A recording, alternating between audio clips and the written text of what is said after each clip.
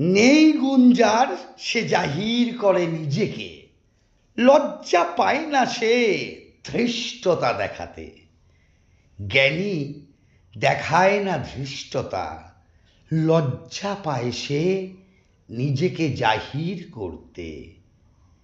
জ্ঞানী জানে সম্মান করতে গুণের প্রশংসা, থাকে না তার মনে কোনো বিদ্বেষ, কোনো হিংসা। যদি দেখো কেউ কখনো তোমার পায় না খুঁজে ভালো কিছু, শুধুই ব্যস্ত, শুধুই খুঁজছে তুমি ভুল করেছ নাকি কিছু। ভুল বুঝো না তাকে, ওটাতেই সে পারদর্শী, ওটাই তার বিশেষ গুণ। ও কাজ করেই সে হয় বেশি খুশি।